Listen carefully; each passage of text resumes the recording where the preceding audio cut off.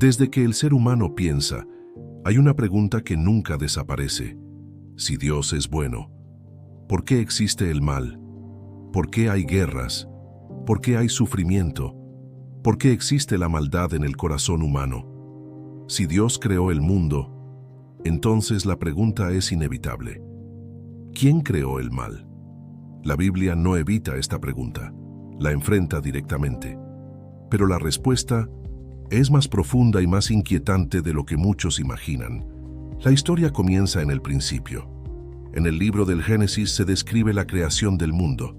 Dios crea la luz, la tierra, los animales, el ser humano, y después de cada acto de creación se repite una frase: y vio Dios que era bueno. El mundo no fue creado con maldad, no fue creado con sufrimiento. La creación original era armonía perfecta. No existía la muerte, no existía la violencia, no existía la corrupción.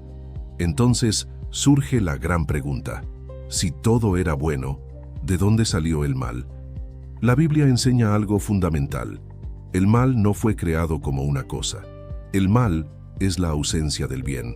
Dios creó seres con libertad, entre ellos los ángeles, y uno de esos ángeles tomó una decisión: quiso ser como Dios. Ese ser es conocido como Satanás. La rebelión espiritual aparece descrita simbólicamente en el libro de Isaías. Allí se describe la caída de un ser que dijo en su corazón: subiré al cielo y seré semejante al Altísimo. Ese fue el nacimiento del mal, no como una creación divina, sino como una rebelión contra Dios. Después de la rebelión espiritual, el mal llega al mundo humano. La escena ocurre en el jardín del Edén. Adán y Eva viven en perfecta comunión con Dios. Pero aparece la serpiente. La serpiente siembra una idea peligrosa: serán como Dios. Ese momento cambia toda la historia de la humanidad.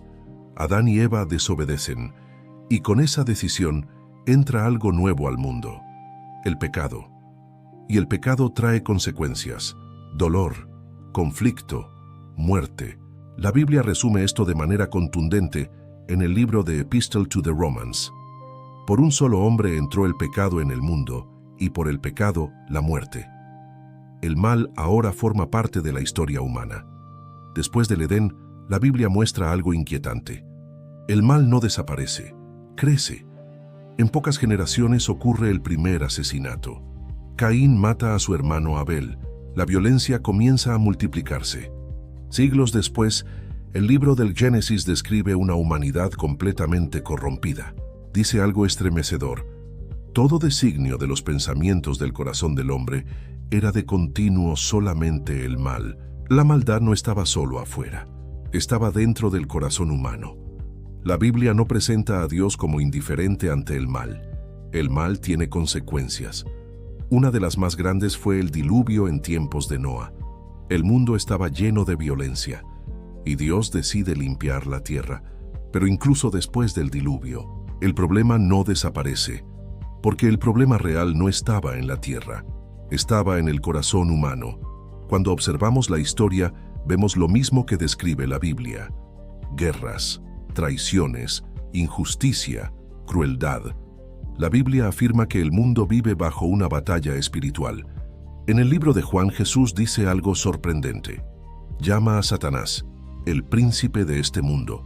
Esto significa que existe una lucha entre la luz y la oscuridad, entre el bien y el mal, una lucha que atraviesa toda la historia humana. Aquí aparece la parte más importante de la historia. La Biblia no solo explica el origen del mal, también anuncia su final.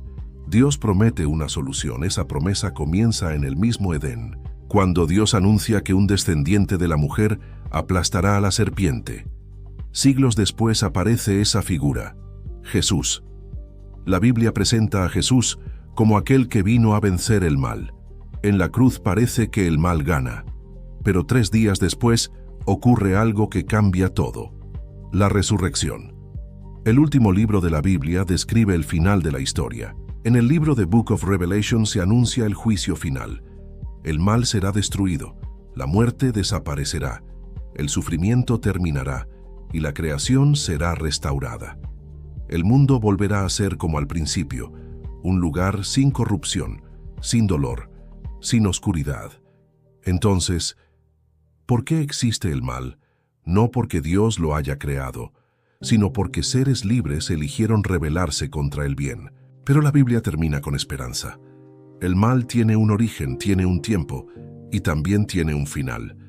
La historia del mundo no termina en oscuridad, termina en victoria.